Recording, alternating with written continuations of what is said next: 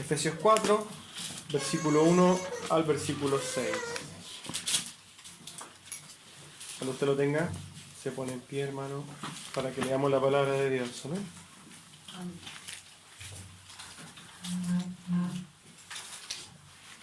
¿Está bien? Vamos a leer entonces. Yo pues, preso en el Señor, os ruego que andéis como es digno de la vocación con que fuisteis llamados, con toda humildad y mansedumbre, soportándoos con paciencia los unos a los otros en amor, solícitos en guardar la unidad del Espíritu en el vínculo de la paz, un cuerpo y un espíritu, como fuisteis también llamados en una misma esperanza de vuestra vocación, un Señor, una fe, un bautismo, un Dios y Padre de todos, el cual es sobre todos y por todos y en todos. Amén. Seguimos entonces con Efesios. Si usted se fija, el título de los trípticos o el título del mensaje de hoy día es Dignos de nuestro llamado. A modo de introducción, y en esto quizá algunos se van a burlar de mí por mi carné, pero yo no sé si usted cuando era joven, yo no sé si lo hacen hoy día en los colegios, pero yo recuerdo que cuando yo iba a la enseñanza básica, existían en el colegio lo que eran las brigadas. ¿Sí? Yeah. El tema de las brigadas, hoy día no sé si lo hacen, ya no lo hacen. Yeah. Las brigadas era una especie de investidura que se le daba a ciertos alumnos, donde se les ponía unas correas de cuero blanca, un gorrito, y era como un uniforme sobre el uniforme.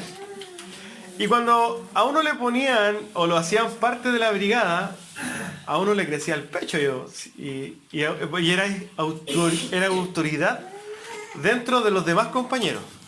¿Por qué? Porque tú como parte de la brigada eras un ejemplo. Entonces yo recuerdo cuando chico que uno le ponía en la brigada y andaba, se comportaba, no podía hacer cosas que no correspondían a alguien que tenía tal investidura. Entonces si uno era desordenado y te ponía en la brigada, tú te portabas bien. ¿Por qué? Porque eras ejemplo. ¿Ya? Entonces, este ejemplo más o menos nos sirve para nosotros introducirnos en este pasaje. Pablo dice, yo les ruego a ustedes que anden dignos del llamamiento con el que fueron llamados. Así como cuando uno tenía una brigada o tiene una investidura especial, tiene que comportarse de acuerdo a su posición. Asimismo, Pablo hace este llamado para que nosotros, como hijos de Dios, nos comportemos en forma digna de un hijo de Dios. ¿Ya? Vámonos al contexto de Efesios. Nosotros sabemos que ya la semana pasada terminamos el capítulo 3 de Efesios, ¿cierto? Donde en 2 semanas pudimos ver una preciosa oración de Pablo por los Efesios, ¿cierto? Y la semana pasada nosotros nos enfocamos un poco en la doxología de Pablo, esta adoración escrita a Dios, y en cómo nosotros, en la petición que hacía Pablo de que todos deberíamos vivir para la gloria de Dios. Nosotros la semana pasada hablamos de que nosotros deberíamos vivir soli Deo gloria. ¿Se recuerdan de eso, cierto?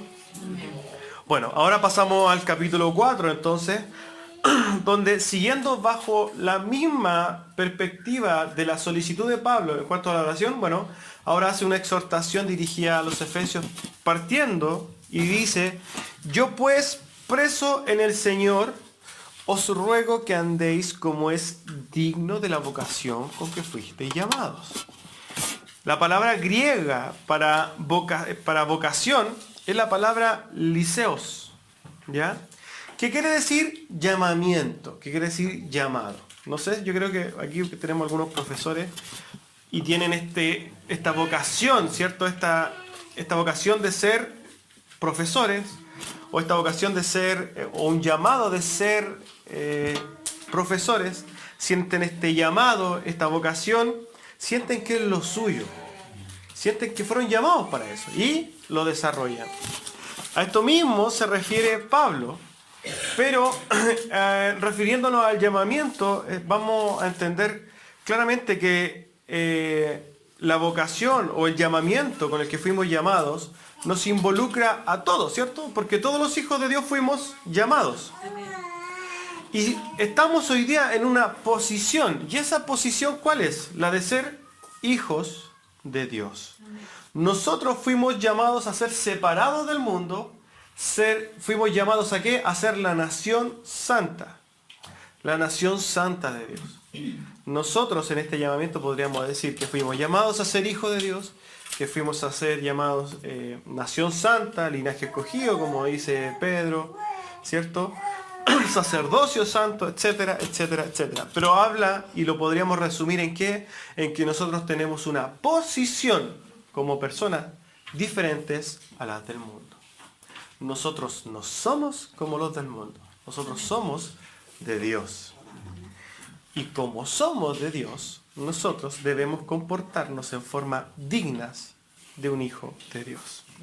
Bueno, entonces si usted fue llamado a ser profesor, ¿qué debería hacer? Esto es a modo de ejemplo. Si usted fue llamado a ser profesor, no puede irse a la sala de clase y empezar a tirarle papel a sus compañeros, ¿cierto? ¿Por qué? Porque tiene que comportarse como el profesor. ¿Exacto? Si usted fue llamado a ser doctor, compórtese como doctor. Si usted fue llamado a ser carabinero, no debería estar tirando piedras como el ejemplo de algunos que aparecen en la Biblia, ¿cierto? Debería comportarse como el carabinero. Si usted fue llamado a ser padre, hermano, debería comportarse como padre y no como un hijo más. Si usted fue llamado a ser hijo, y esto es el llamado de los hijos, si ustedes fueron llamados a ser hijos, no se traten de comportar como padres. Sean dignos del llamado de hijos en esta situación, ¿cierto? Podríamos resumir que nosotros deberíamos ser dignos de nuestro llamado en todo aspecto de cosas. Pero hoy día lo vamos a enfocar y vamos a entender que Pablo está hablando en un contexto general, pero aludiendo a que somos hijos de Dios. ¿Amén? Entonces en este caso está hablando de nosotros, en esta posición de hijo de Dios. ¿Y qué quiere Pablo? Que nuestro comportamiento esté a la altura de las responsabilidades que nosotros tenemos en una nueva relación que tenemos con Dios. Antes, cuando nosotros estábamos en el mundo y no teníamos nada que ver con Dios, nosotros podíamos hacer y deshacer. ¿Por qué? Porque no conocíamos a Dios, porque no teníamos ni una responsabilidad, porque estábamos muertos en nuestros delitos y pecados, y el esposo era infiel, como todo el mundo lo es. Si es que éramos irresponsables en nuestra familia, bueno, éramos irresponsables como cualquier persona del mundo. Y podríamos hacer una lista extensa de cosas que a nosotros no nos atañaban en nada, no nos movían, no nos interesaban. Pero hoy día, como hijos de Dios, nosotros tenemos muchas, pero muchas responsabilidades. Y esa responsabilidad vamos a tratar de abarcarla brevemente durante este sermón. Entonces, nosotros deberíamos comportarnos, ya está hablando de nuestro comportamiento, ¿cierto? De la forma que se espera que los hijos adoptados de Dios se comporten, ¿cierto? ¿Cuáles serían, por ejemplo, las cosas que nosotros dentro de nuestro comportamiento como hijos de Dios tendríamos que tener, ¿cierto? Por ejemplo, creer las enseñanzas de nuestro Dios. Y no solamente creerlas, sino que haciendo su voluntad. Moviéndonos en nuestra vida conforme a lo que Dios ha establecido en ¿qué? En su palabra. Confiando en sus promesas. Viviendo para nuestro Rey. Esto es totalmente a modo general, ¿cierto? Vamos a tratar de ponernos en situaciones más específicas más adelante. Hendrickson, respecto de este pasaje, dice lo siguiente. Es indudable, o sea, no cabe duda, que se espera que de los hijos de Dios vivan una vida de gratitud, abundando en buenas obras. ¿Qué está diciendo Hendrickson respecto de este pasaje? La intención de Pablo es que los efesios, como son hijos de Dios, y se supone que viven en una vida de gratitud delante de Dios, abunden en buenas obras. Asimismo, nosotros deberíamos abundar en buenas obras. ¿Por qué? Porque somos hijos de Dios. Amén. En otras palabras, resumiendo brevemente esto, es como si Pablo les dijera en otras palabras, parafraseando, si ustedes son creyentes y desean ser conocidos como creyentes, vivan como creyentes. ¿Ya? Si ustedes son cristianos, hermanos, y esto es para todos, si nosotros somos cristianos y queremos que todo el mundo nos reconozca como cristianos, lo primero que tenemos que hacer es ¿qué? Vivir como cristianos. Hoy día está de moda que todos dicen que son cristianos. No, yo soy cristiano. Pero la pregunta es automática. ¿Y las obras? Estamos claros que por obras nadie se va a ganar el cielo, ¿cierto? Pero Oswald Chambers, que me encanta siempre que tiene una cita maravillosa, dijo lo siguiente: tú no puedes hacer nada, no puedes hacer obras para ganarte tu salvación, pero puedes manifestar a través de tus obras que tú ya eres salvo, ¿cierto? Entonces nosotros, como ya somos salvos, ¿qué tenemos que hacer? Manifestar nuestra condición de salvos, ¿en qué? En nuestras obras. Nosotros, como un árbol bueno, tenemos que dar frutos buenos. Ahora bien, si yo digo que soy un árbol bueno y doy malos frutos, entonces el problema yo creo no es que el problema yo creo que es que la verdad es que somos un árbol malo, definitivamente, ¿cierto? ¿Por qué? Porque las obras cumplen una función en nosotros ¿de qué? De manifestar lo que hay dentro de nuestro corazón, ¿ya? Entonces, una cosa es que nosotros podamos decir que somos cristianos al mundo, sí, yo soy cristiano, pero Santiago dice lo siguiente: muéstrame tu fe por tus obras. Si tú quieres mostrarme quién eres, muéstrame tus obras. Ahí yo voy a saber. Y Santiago, haciendo esta referencia, dice, y yo te voy a mostrar mi fe por mis obras, ¿cierto? Mis obras van a hablar por mí. Alguien por ahí decía lo siguiente: cuando respecto de alguien que dice cosas, pero sus actos no lo reflejan, le decía, tú hablas mucho, pero las obras que tú haces gritan tan fuerte que no me dejan escuchar tus palabras.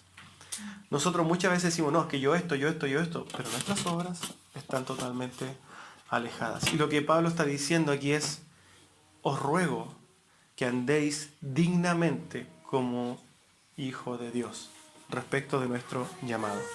Ahora, la Biblia habla mucho de nuestros deberes cristianos, ¿cierto? Por ejemplo, Romanos 12, 1, que le encanta a mi hermano Sergio. Así que, hermanos, os ruego por las misericordias de Dios que presentéis vuestros cuerpos en sacrificio vivo, santo y agradable, que es vuestro culto racional. No os conforméis a este siglo, sino transformaos por medio de la renovación de vuestro entendimiento, para que comprobéis cuál sea la buena voluntad de Dios, agradable y perfecta. Podríamos resumir todos los deberes cristianos en algo: presentaos vuestros cuerpos en sacrificio vivo y agradable a Dios. Respecto de quiero hacer una pequeña observación. Muchas veces, y aquí ojo con lo que dice, agradable a Dios. Muchas veces nosotros queremos servir a Dios de formas que a Dios no le agradan. ¿Ya? Está, por ejemplo, vamos a poner un ejemplo bien práctico. Una mujer que dice ser pastora. Una mujer que dentro de su corazón dice, yo me siento que fui llamada para ser pastora, yo creo que soy pastora, yo lo hago bien, yo quiero dar este servicio que me apasiona a Dios.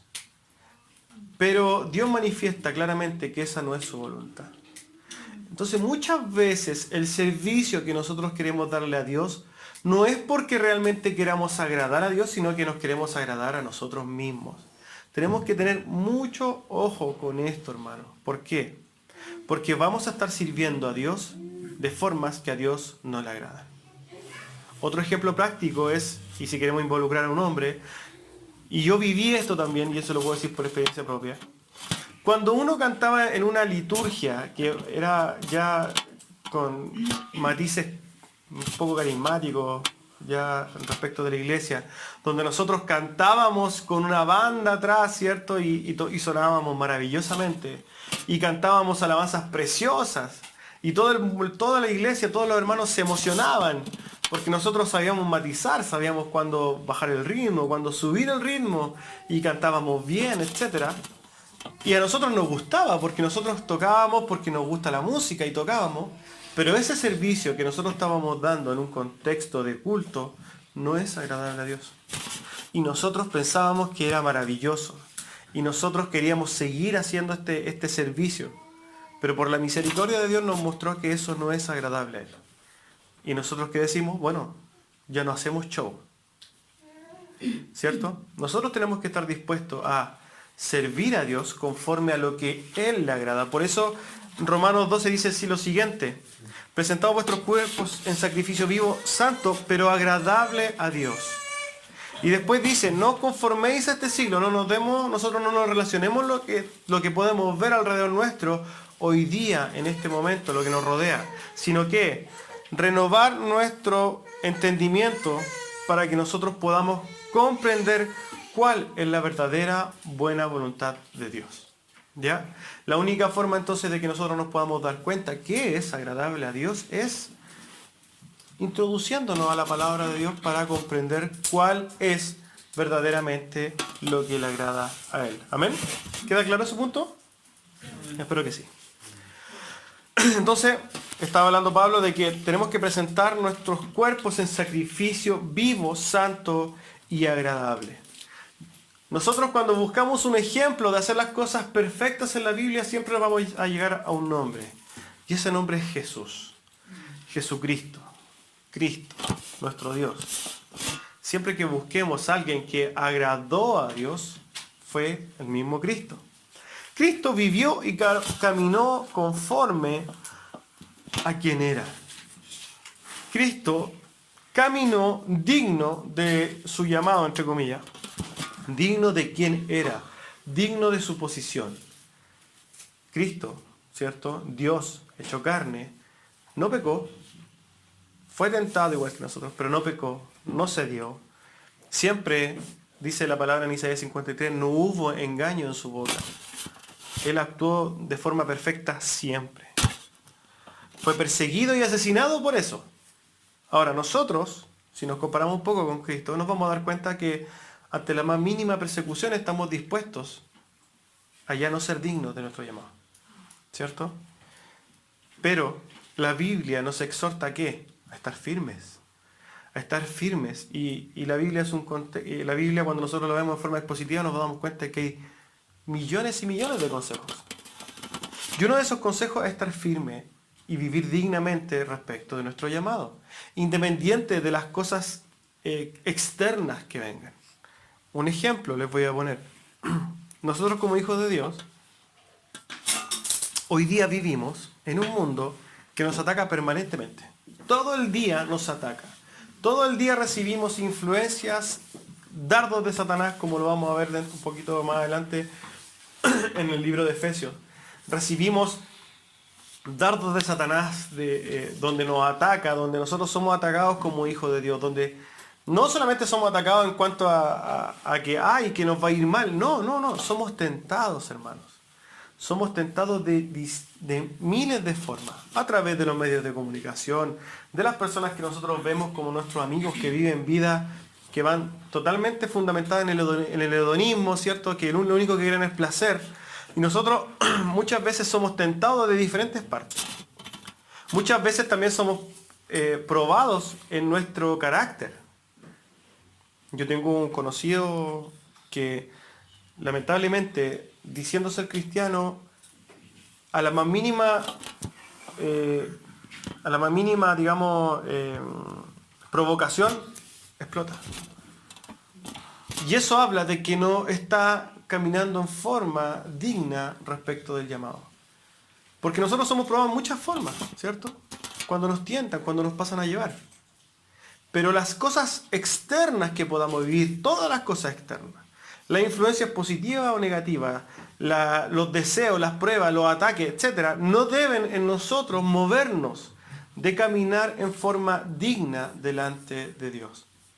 No por la situación en la que yo esté, yo voy a ser más o menos santo, no. Nosotros tenemos que sacarnos de la cabeza de eso, hermano. Nosotros tenemos que caminar en forma digna delante de Dios, independiente de las circunstancias que vivamos. El mejor ejemplo de esto es la iglesia primitiva, por ejemplo. La iglesia primitiva era perseguida hasta la muerte, como Cristo.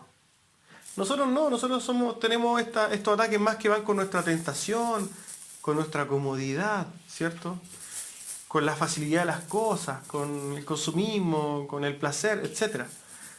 Pero son pruebas, son cosas externas, siempre son cosas externas, y eso no debe movernos a nosotros, amén. Cristo, como cumplió fielmente su llamado, nosotros somos llamados a parecernos a Cristo y por ende cumplir el llamado de nosotros, que somos hijos de Dios, y vivirlo en forma digna, ¿cierto? En nosotros, entonces, la forma de andar dignamente en Cristo es vivir como lo hablamos la semana pasada. La semana pasada nosotros hablamos que tenemos que vivir para la gloria de Dios, ¿cierto? Y esa cosa lo podemos hacer, por ejemplo, meditando en Él, en las cosas que hagamos, estando atentos al Espíritu Santo cuando nos guíe. ¿Para qué? Para ser guiados específicamente por el Espíritu Santo de Dios que mora dentro de nosotros. Cuando nosotros estemos obrando y sintamos la amonestación del Espíritu Santo, ceder inmediatamente, no contristarlo, no seguir con lo que estamos, sino cambiar para dónde íbamos, sino arrepentirnos en el momento. Estando atentos al pecado que nos tienta, que nos llama, que nos rodea. Y por sobre todo, hermano, tenemos que estar muy, pero muy atentos a nuestro corazón. Recuerden uno de los pasajes ultra conocidos que dice que el corazón es engañoso más que todas las cosas y perverso. Su corazón, mi corazón, es lo más engañoso y perverso que hay. Y nos engaña continuamente. Nosotros, nuestro corazón nos dice, oye, está ahí súper bien. Eres una máquina espiritual. Pero la verdad es que nosotros, la verdad, que estamos malísimos. Y esa obra de poder amonestarnos es pura obra de Dios, hermano. Cada cosa, cada cambio que haya en nuestro corazón, en nuestra vida, en nuestro caminar, es para la gloria de Dios, porque es una obra de Dios. Si fuéramos nosotros estaríamos ciegos respecto de nuestro corazón. Pero estemos atentos que no estemos siendo confundidos por nuestro corazón. Ahora, ¿cómo nosotros podríamos ayudarnos a entender las intenciones de nuestro corazón? En la palabra de Dios, que es viva y eficaz, más cortante que espada de dos filos, ¿cierto? Que penetra los pensamientos, discierne los pensamientos de nuestro corazón. También, entonces, esforzándonos en no ceder a nuestros deseos carnales de ningún tipo. Y cuando digo de ningún tipo, me refiero, por ejemplo, a la sensualidad, el pecado por excelencia del siglo XXI, la sexualidad, a la flojera también, a la ociosidad. Ojo con no ceder a la ociosidad. No ceder en lo que nosotros siempre queremos, que es la indiferencia. Nosotros, con tal de estar cómodos, podemos estar todo el día acostados. No obedeciendo a la palabra, porque la palabra que dice, administra bien tu tiempo, ¿cierto? Pero nosotros estamos dispuestos a estar todo el día viendo películas. Flojamente, o sea, dándole libertad a nuestra flojera. No, hermano, la verdad que el llamado, eso no glorifica a Dios. La flojera no glorifica a Dios. La ociosidad no glorifica a Dios en lo absoluto.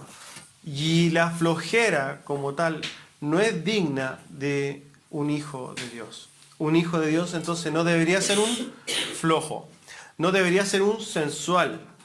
No debería ser alguien que está en un pecado sexual, ¿cierto? No debería ser una persona indiferente. No debería ser una persona sin amor. Todas esas cosas no son de un hijo de Dios. Y por ende, las personas que están en ese comportamiento no están caminando dignas, entre comillas, del llamado de Dios. Amén.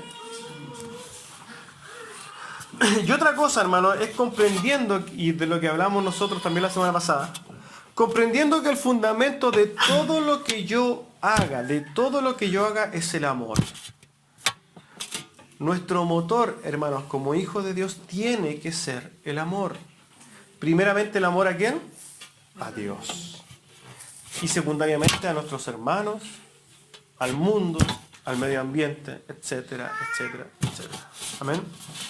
Pero si el motor que nos mueve es el amor a Dios, nosotros vamos a caminar conforme a su voluntad. Amén. Todas estas cosas que acabamos de decir son cosas prácticas, pero que nos van a ayudar a vivir dignamente respecto de nuestro llamado.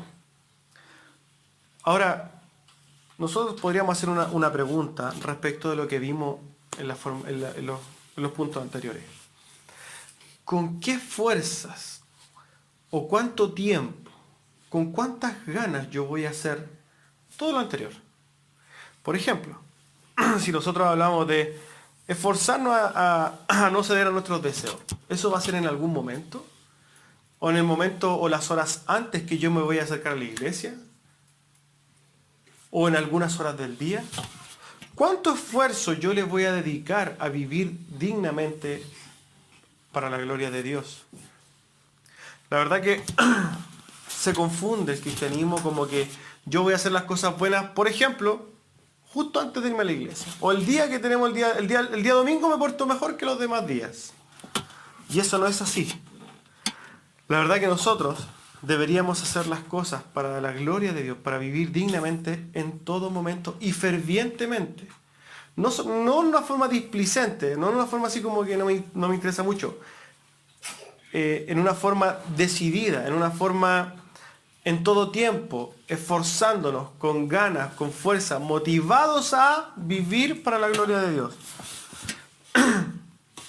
Lamentablemente nosotros, ¿por qué somos tan fríos respecto de hacer estas cosas, de vivir dignamente para la gloria de Dios? Porque hemos sido moldeados al cristianismo frío de este siglo. Nosotros, si nos damos cuenta, hermanos, y en este mundo, en este siglo en este caso, se vive un evangelio, un cristianismo frío e indiferente. Nosotros, por ejemplo, tenemos parámetros de cristianismo que son impresentables. Cuando, por ejemplo, nosotros hablamos de decir, oye, vamos a tener el día del domingo, el día del Señor, el domingo completo, mucha gente se desfigura, hermano. ¿Por qué? Porque ha sido enseñada, y esta lamentablemente es parte de nuestra historia, ha sido enseñada que nosotros el domingo en la mañana o en la tarde dejamos un tiempo para el Señor. Nosotros dedicamos 2 horas. Y lo demás yo tengo que hacer mis cosas. Si ustedes se dan cuenta, ¿por qué tienen tanto poder los ministerios de prosperidad, los ministerios que te exaltan el ego? Es porque fomentan la comodidad. Es porque fomentan el ego. Es porque fomentan ¿qué? El hedonismo.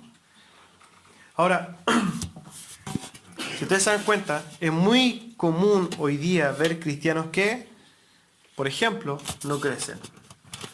Ustedes se van a dar cuenta que hay personas en iglesias que tienen 15 años, 10 años, 5 años, 30 años y están estancados eternamente. Y eso son consecuencias ¿de qué? Del cristianismo del siglo XX, del siglo XXI ya. Hoy día estamos en el siglo XXI. Pero venimos arrastrando esto del siglo XX. Cristianos que no crecen, viven toda su vida, bueno, yo voy, cumplo, voy a la iglesia, me devuelvo, perfecto. Un cristianismo frío, un cristianismo indiferente. Vamos a dar cuenta que a consecuencia de esto, por ejemplo, muchos hermanos no estudian, no leen la Biblia y mucho menos leer un libro. Un libro que tenga que ver con la edificación, ¿cierto?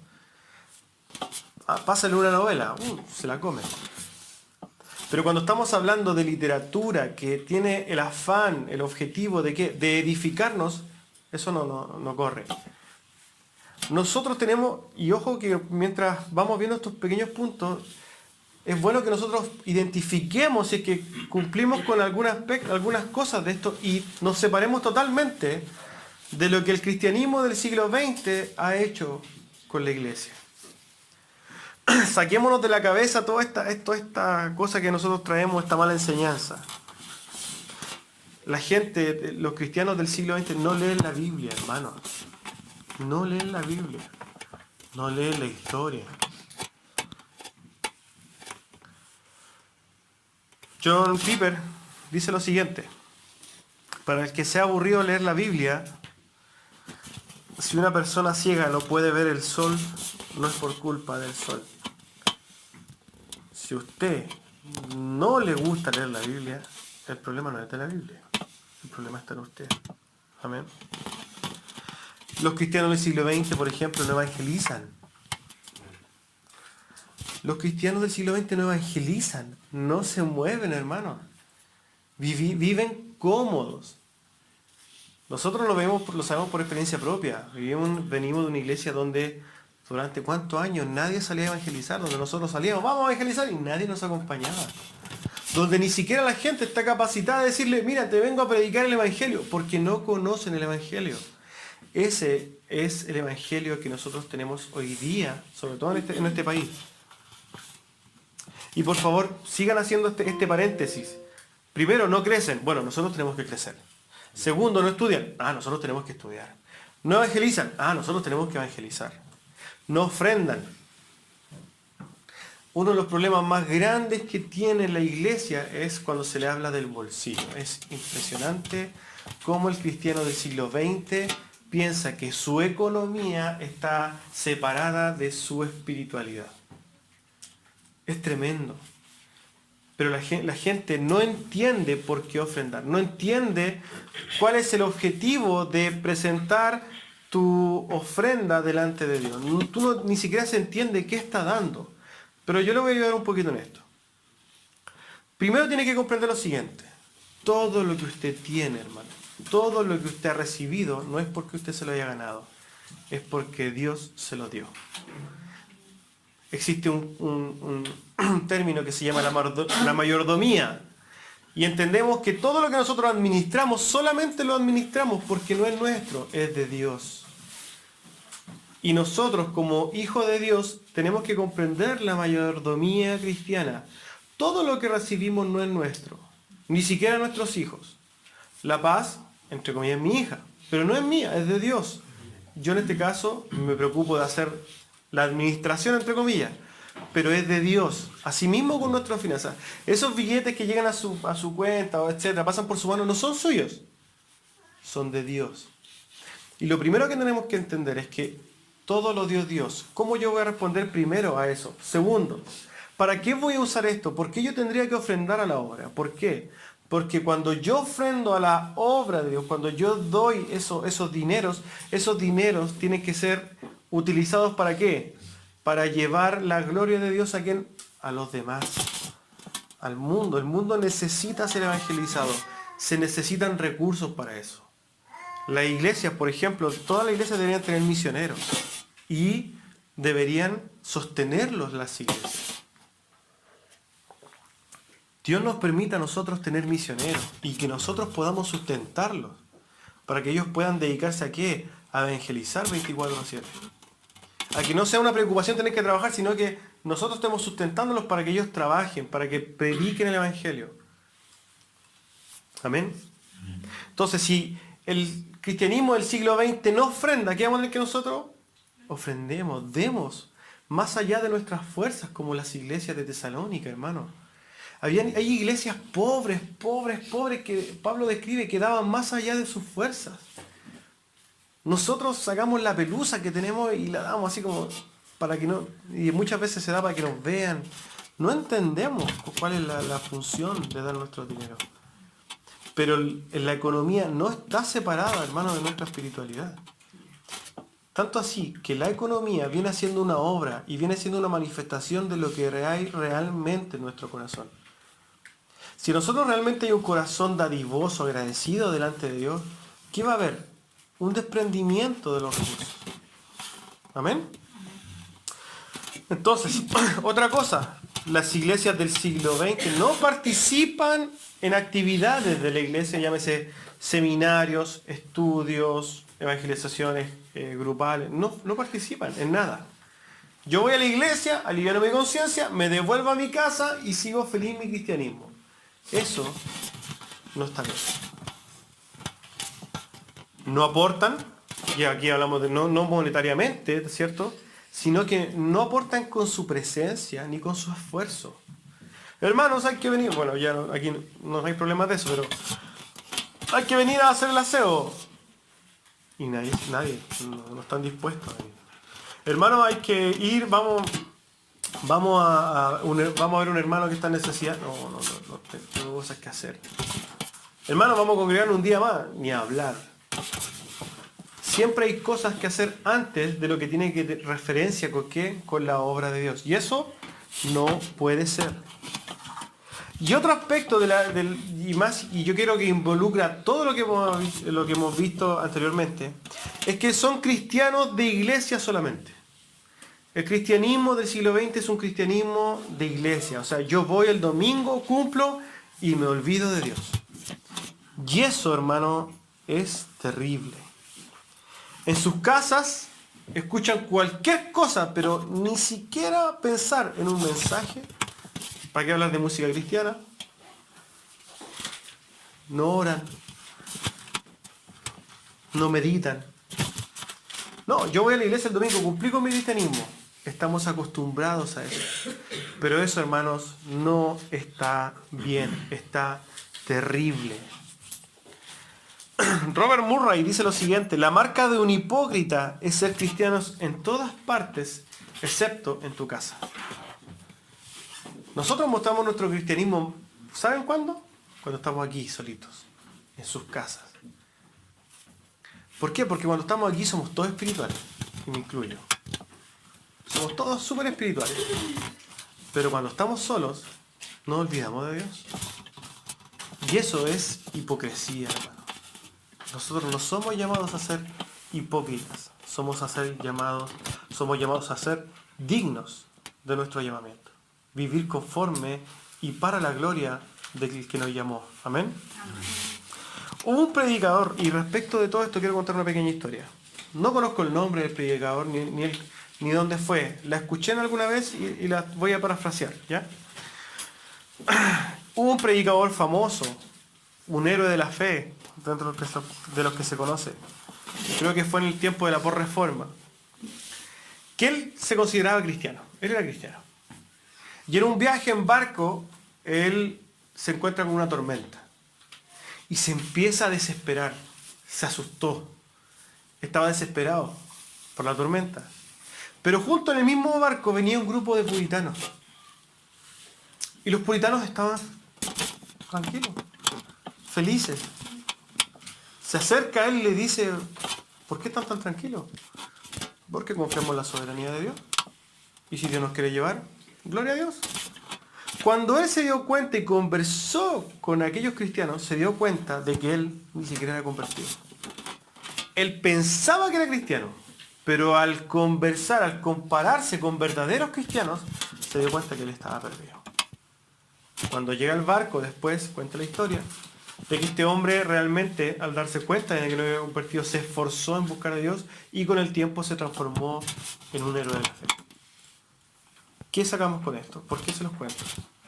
Porque nosotros hemos tenido un problema de con quién nos estamos comparando como hijos de Dios. Usted, por ejemplo, o nosotros, nos comparamos con el católico. Que el católico, básicamente, el cristianismo no existe. No puede ser un referente comparativo para nosotros una persona católica. No puede ser.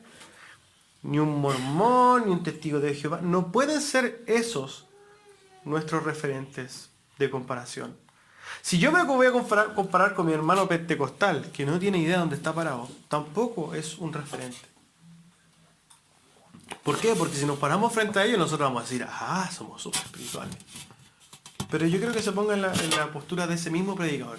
Si usted está en la misma situación y se encuentra con unos cuantos hermanos puritanos, ¿cómo sale usted? Si nosotros nos paramos hoy día, si tenemos la posibilidad de tener una máquina del tiempo y vienen hermanos de los que fueron destruidos por bestias en el Coliseo romano, dentro de los primeros 3 siglos, con toda su familia, si uno de esos hermanos viaja en el tiempo y viene acá y ve nuestro cristianismo, hermano, se tomaría la cabeza. Le daría vergüenza ver en qué se ha convertido la iglesia el día de hoy. Hoy día nosotros tenemos una tremenda responsabilidad, y es la de ser y vivir en forma digna de respecto de nuestro llamado. Pero comparándonos con los referentes que realmente tenemos que compararnos, comparémonos con los hermanos puritanos, comparémonos con la iglesia primitiva, y en base a ello nosotros trabajemos. No en base al hermano que se supone que es hermano, como por ejemplo los que tenemos aquí, que dicen que son hermanos, pero andan gritando calabatos para todos lados. Ese no es un referente, hermano. No son referentes. Alguien contaba por ahí también una historia similar, que narra básicamente lo mismo, de un pueblo donde caminaban todos en forma jorobada y pensaban que eso era normal. Y eran todos jorobados y los niños lo acostumbraban a caminar en forma jorobada porque pensaban que era normal. Pero de repente llegó un bus, ¿cierto? Y toda la gente caminaba erguida. Y los jorobados le decían, ¿por qué caminan así? Y ellos le dicen, todo el mundo camina así, esto es lo normal. Ahí recién se dieron cuenta de que ellos habían estado toda su vida mal. Y es lo que pasa con nosotros. A nosotros nos criaron en un cristianismo que está mal, hermano. Un cristianismo frío, un cristianismo indiferente, un cristianismo basado en la flojera, un cristianismo hedonista, basado en el placer, un cristianismo mediocre. Es un trabajo el que tenemos de poder sacarnos ese cristianismo en el que venimos enseñados y apuntar a un cristianismo de verdad. Amén. Y si vas a caminar con Jesucristo, alguien conocido por Washer dijo, si vas a caminar con Cristo, estarás contra todo el mundo y contra la mayoría de los evangélicos también.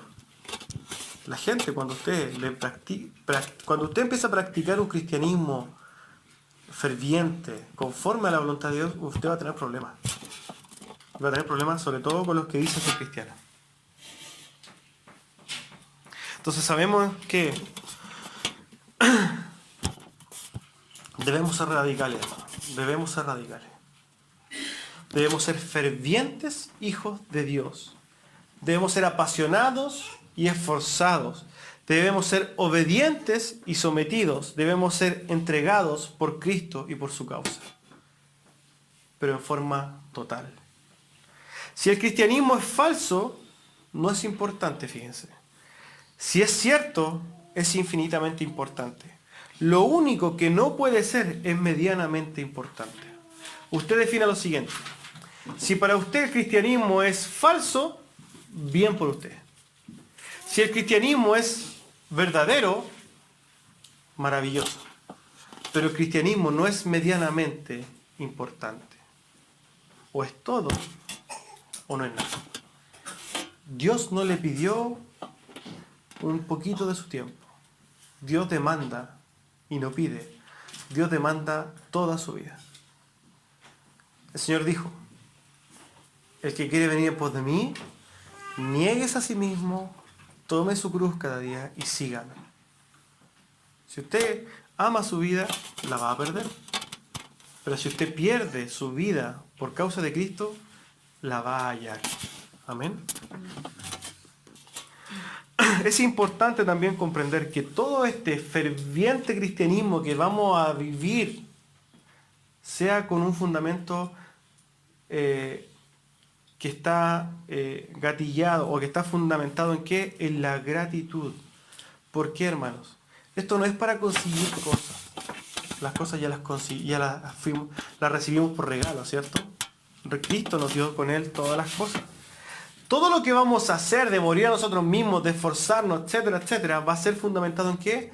En la gratitud, porque un hijo de Dios se mueve por amor, ¿cierto? El motor del cristiano es el amor, pero un amor fundamentado ¿en qué? En la gratitud. ¿Por qué debemos vivir una vida en gratitud? Bueno, por las muchas bendiciones dadas a nosotros. Y estas fueron descritas en los capítulos anteriores. ¿Recuerdan todo lo que hemos visto de Efesios? Elección, fuimos elegidos sin tener ni un mérito. Redención, fuimos redimidos, pagaron nuestros pecados. Fuimos sellados por el Espíritu Santo. Revivificados cuando estábamos muertos en nuestros delitos, ahora tenemos vida. Reconciliados con Dios cuando nosotros estábamos en pelea contra Dios, fuimos reconciliados eternamente para con Dios. Y tenemos hoy día acceso al trono de la gracia por medio de Jesucristo. Todas esas cosas en nosotros deberían generar tal entendimiento, tal gratitud, que todo lo que podamos hacer en nuestras vidas en pos de Cristo no es nada. No debería costarnos. Charles Spurgeon dice así al respecto: lo que pienses o lo que sepas no es tan importante a menos que te lleve a glorificar a Dios y a ser agradecido. Y Pablo continúa explicando cosas prácticas de cómo andar dignamente respecto de nuestro llamado. Nosotros ya tratamos de profundizar que aquí tenemos que darlo todo para andar en forma digna de nuestro llamado, ¿cierto? Pero los versículos 2 y 3 dice lo siguiente: con toda humildad y mansedumbre, soportándoos con paciencia los unos a los otros en amor, solícitos en guardar la unidad del Espíritu en el vínculo de la paz. Si ustedes se fijan, aquí tenemos 4 puntos que Pablo detalla. El primero, con toda humildad. ¿Qué es la humildad? Yo creo que alguien por ahí usa la contra del sentido de la palabra para darle un mayor entendimiento. Cuando nosotros hablamos de humildad, nos quedamos como cortos de palabras, pero cuando nosotros comprendemos que la humildad es todo lo contrario al orgullo, vamos a tener una perspectiva más amplia de lo que es la humildad. La humildad es todo lo contrario al orgullo, ¿cierto? Entonces podríamos decir que la humildad no es amarme a mí mismo. Amarme a mí mismo no es humildad. La gente dice, no, es que yo soy humilde porque soy pobre. El pobre no es humilde. Pobre es pobre. Humilde es humilde. Son cosas totalmente diferentes. No tienen ni una relación. El ser humilde significa no amarme a mí mismo. Primero. Humildad no es sentirme, por ejemplo, pasado a llevar por ciertas actitudes de mi hermano. Si yo me siento pasado a llevar por ciertas actitudes de mi hermano, déjeme decir algo, usted es un orgulloso, no es humilde. Otra cosa es que la humildad no es sentirme porque no me tomaron en cuenta o, por ejemplo, porque me expusieron. Si yo me siento mal, ¿por qué? Porque no me tomaron en cuenta o me expusieron, déjeme decirle algo, usted no es humilde, usted es un orgulloso. Por ejemplo, la humildad tampoco es molestarme porque me ignoran, o porque no me halagan, o porque no me saludan. Si usted se molesta porque lo ignoran, porque no lo halagan, o porque no lo saludan, usted es un orgulloso y no es humilde. Si usted se molesta cuando lo miran mal, usted es un orgulloso. Y podríamos hablar un montón de tiempo respecto del orgullo y las cosas que significa ser orgulloso para comprender mejor lo que es ser humilde. A modo de resumen, Pablo dice que con toda humildad, todo lo contrario al orgullo y mansedumbre, que es lo que vamos a ver después, soportémonos con paciencia. Entonces, cuando usted dice, bueno, ya no me importa que me miren feo, o que hablen mal de mí, que soy guatón, que soy feo, que no sé nada, que no sirvo, no importa. Cuando usted realmente eso no le importe, es porque su humildad está creciendo o que su orgullo está bajando. Amén. Richard Baxter dice lo siguiente: ser un verdadero cristiano y no ser humilde es una contradicción. El cristiano tiene que ir avanzando cada vez en su humildad. Cada vez el orgullómetro tiene que ir bajando y el humildeómetro tiene que ir subiendo. Eso es parte de nuestro carácter. Lo segundo que dice es con mansedumbre. ¿La mansedumbre qué significa? Docilidad y suavidad que se muestra en el carácter. ¿Qué significa ser dócil? Dócil es la persona que acepta con agrado hacer lo que se le manda y que es fácil de educar. Manso. ¿Has visto los caballos que son mansos? ¿Qué significa? Que tú te subes, lo mandas y él no dice nada. ¿Qué sería lo contrario de dócil o de manso?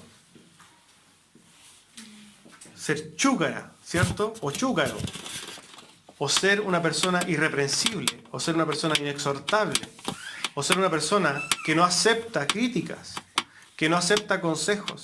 Una persona que no acepta que le digan nada es una persona que no es mansa. Amén. Entonces Pablo complementa humildad y mansedumbre. ¿Para qué? Para que nos podamos soportar los unos a los otros.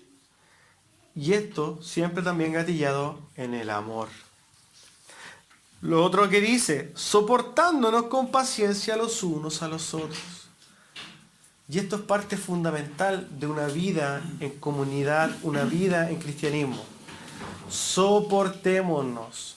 Porque yo les voy a decir, y siempre se los digo, hermano, el hermano X le va a fallar al hermano Y. Y el hermano Y le va a fallar al hermano W. Y todos nos vamos a fallar mutuamente. ¿Por qué? Porque somos humanos. Entonces, el punto no es que nos fallemos o no nos fallemos. El punto es, cuando nos fallemos, usted soporte con paciencia y humildad. Fundamentado en el amor. Oswald Chambers dice lo siguiente: no te impacientes con los demás. ¿Por qué? Porque recuerda que Dios trató contigo con paciencia y benignidad. Nosotros tenemos que dar lo que de gracia recibimos, ¿cierto? Y yo tengo que decir que Dios ha sido tremendamente paciente conmigo. ¿Cómo yo no voy a ser paciente con mis hermanos? Ahora, que alguien diga que no ha recibido paciencia de Dios, es un mentiroso, ¿cierto? Lo cuarto, solícitos en guardar la unidad del Espíritu en el vínculo de la paz. Solícitos en guardar la unidad del Espíritu en el vínculo de la paz. Estos dos pasajes hablan de lo mismo. Unión. Habla de que nosotros tenemos que estar unidos. Solícito es aquel que pone atención, que es diligente, que está preocupado, ¿cierto? Solícitos en guardar la unidad en el vínculo de la paz. Entre nosotros, esta paz, este vínculo fundamentado en el amor y la paz, tiene que ser claramente visible desde afuera, hermano, para la gente del mundo. La gente cuando nos vea relacionarnos tiene que decir, wow, ¿por qué ellos se tratan así? ¿Qué tienen? ¿Por qué su relación es diferente? No es meramente una relación de amistad. Es una relación con amor fraterno. ¿Se acuerdan cuando hablamos de la iglesia y el amor fraterno? Un amor preocupado, un amor que está pendiente, un amor que soporta, un amor que ayuda, un amor que todo aguanta. No que está fundamentado en mí, sino que en mi hermano. Amén. Y desde el versículo 4, ya concluyendo un poco con estos pasajes, Pablo habla de la unidad, continuando con el tema de la unidad, diciendo lo siguiente: un cuerpo y un espíritu, como fuisteis llamados en una misma esperanza de vuestra vocación. Un Señor, una fe, un bautismo, un Dios, un Padre de todos, el cual es sobre todo y por todos y en todos. Pablo concluye este pequeño fragmento diciendo que esta unidad es una unidad que trasciende todas las cosas. Nosotros tenemos que guardar la unidad de la fe, hermanos. Nosotros tenemos que guardar la unidad de la iglesia. ¿Por qué? Porque al guardar la unidad de la iglesia en el vínculo de la paz y el amor, nosotros también estamos siendo dignos del llamado que recibimos. el ser llamados dignos, o sea, el ser dignos del llamado, involucra el guardar la paz entre hermanos. Amén. Cuando hablamos de que nosotros tenemos que guardar la paz en la iglesia y entre hermanos, yo quiero hacer una pequeña observación y decirle que esto no quiere decir, vuelvo a decir, cuando hablamos de mantener la unidad de la iglesia, esto no quiere decir, primero, que haremos unidades con todo aquel que se dice cristiano. Eso no está diciendo eso Pablo. No porque va a venir, no sé, pues viene el amigo mormón y dice que es cristiano, no significa eso. Tampoco significa que vamos a apoyar el movimiento ecuménico.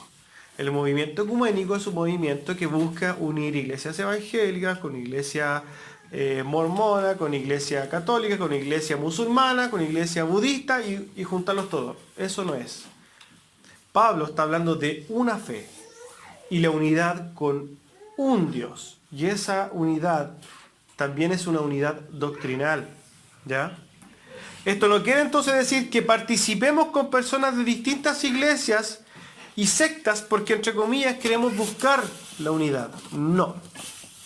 Tampoco quiere decir que al momento de que nuestro Dios sea blasfemado, nos quedaremos callados para que se supone se mantenga la unidad. No.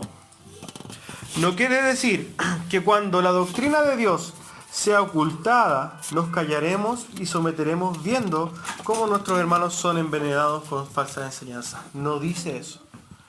No se trata de eso. No quiere Pablo eso. La Biblia es un contexto y es muy importante aclararlo. Mantener el vínculo de la paz no significa transar las verdades de Dios. Esas verdades de Dios son intransables.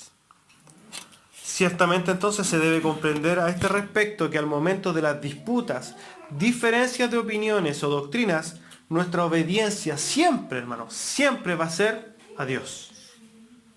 Amén. Amén. Respecto de la aplicación de este contexto general, yo le quiero hacer algunas preguntas a usted.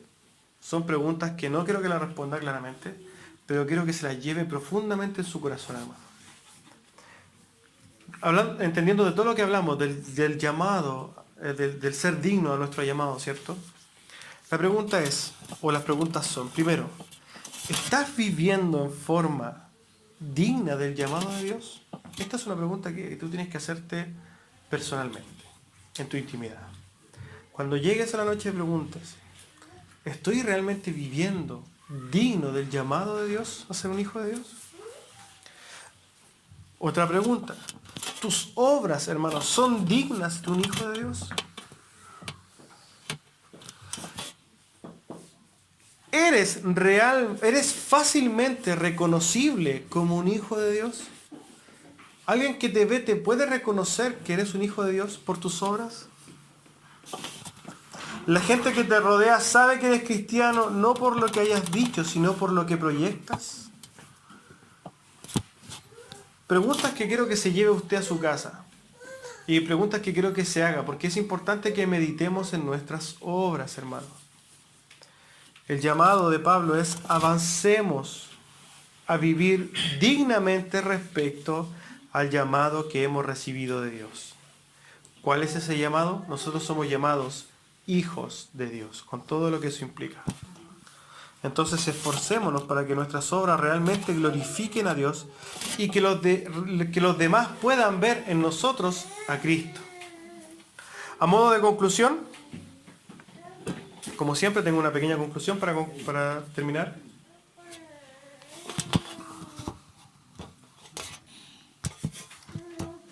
Dice así: sin lugar a dudas, el regalo menos apreciado por los hijos de Dios es el regalo de la salvación.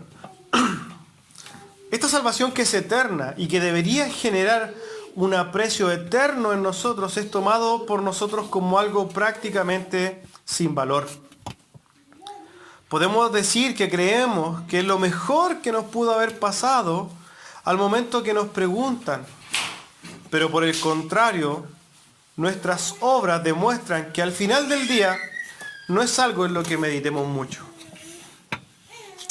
Esta salvación trae consigo una serie de derechos y responsabilidades que van tomadas de la mano. Para ejemplificar esto, tenemos el hecho de que al ser salvados tenemos la potestad de ser hijos de Dios.